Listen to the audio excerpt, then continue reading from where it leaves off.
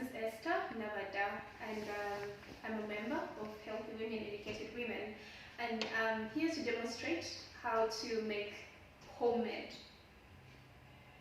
sanitary pads. How to make homemade sanitary pads. I don't know if that's correct, but yes.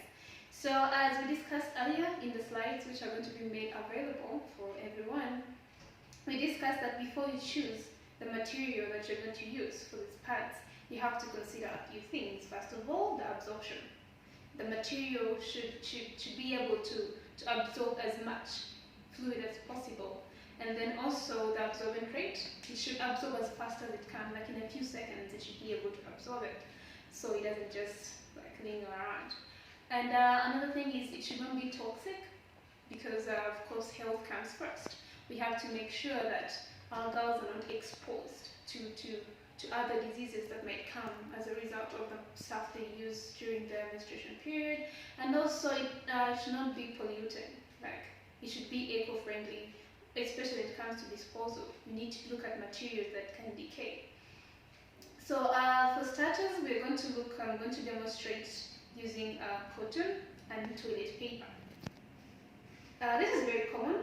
Some of the girls actually use it already, but we're just going to try to modify it a little bit to increase on its efficiency. And also we're going to look at cotton. This is not so expensive because we're looking at to cut costs and make it available for people who might not be able to afford the kind of pads, for example, like this kind of pads that are already on the market. So we are going to demonstrate the two of them. I will start with the toilet paper. So most girls already use this kind of concept, where you just roll it enough and it doesn't have to be so big to be uncomfortable. You also have to think about comfort as well.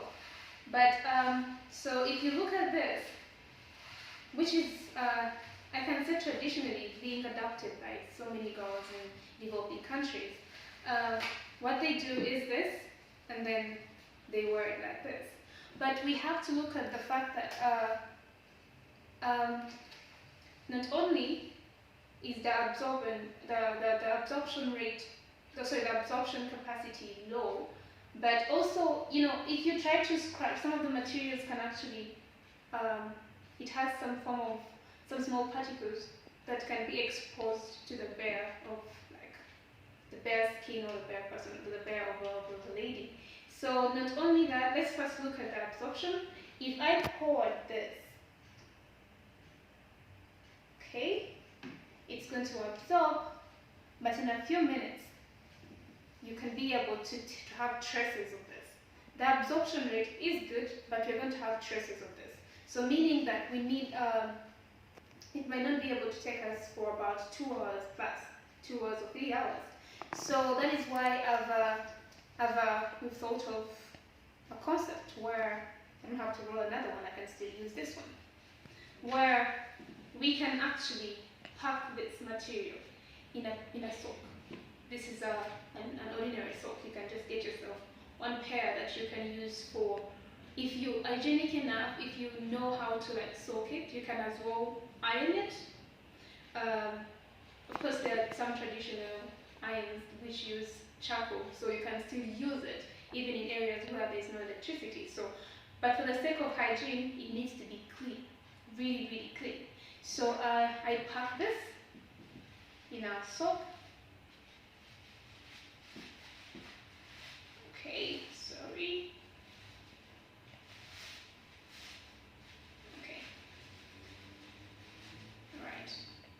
So the advantages of this is it keeps it together. It's together. It's compact together. And then you just add more. You've added more materials on more. I can say more. These layers also absorb, but they add on the strength of it. So we look at this. We have this layer.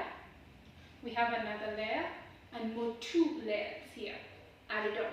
So if I am to pour a liquid here, it will have to go through this, find the material, find another material here, which is cotton, and then we have another one down here, 2 of them. So I believe that with this, you can have it for, we can have this for 2 to 3 hours. You can have this, and then also to add on the strength of it, on the, because we need to have two kind of, I don't want to say membranes, but two materials. This one has to be the blocking, and then this one the penetrating. It can go through, but it has to be blocked. It blocks the fluid from going down.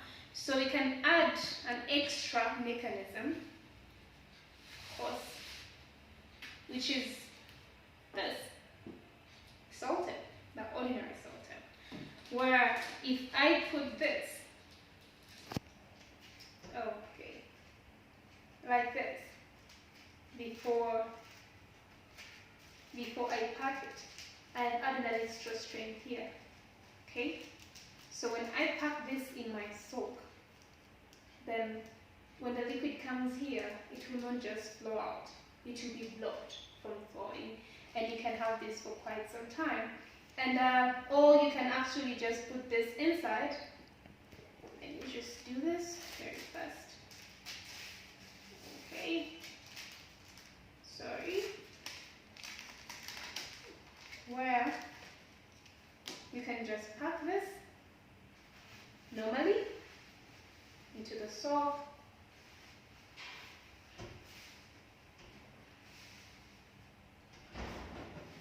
Okay, and then you put your salt tip.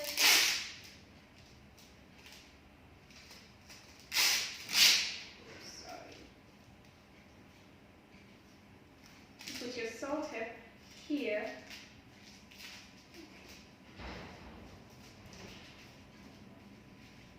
to add the strength, and then you cover it. One thing you have to know is the liquid can only stop here, and even those, I don't think, but even though some small droplets can go through, they'll find another mechanism here that can still hold it. So, and it won't slide off, because this is non-slippery. The slippery salt tip is inside, so it cannot be able to slide. And we're looking forward to using the same concept for the cotton. The advantage of cotton compared to this is it absorbs very fast, much as this might have a better locking compared to this. Alright, so I don't think I need to demonstrate this, because it's the same concept. You just have to make a few rolls. Okay, then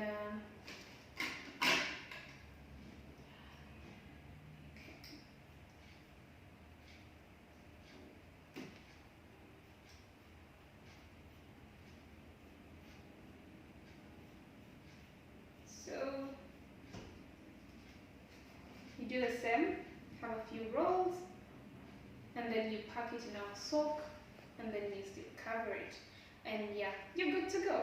The only thing I would like to talk about before I end this is, if you're to adapt to using this, you have to make sure that you pay attention to the hygiene as much as you can, because you need to make sure that they're washed. If you're going to have a pair of socks, then you have to make sure that you wash them every day. You cannot use it over and over again without washing it, because safety comes first and health matters as well. Thank you for listening, and stay in school.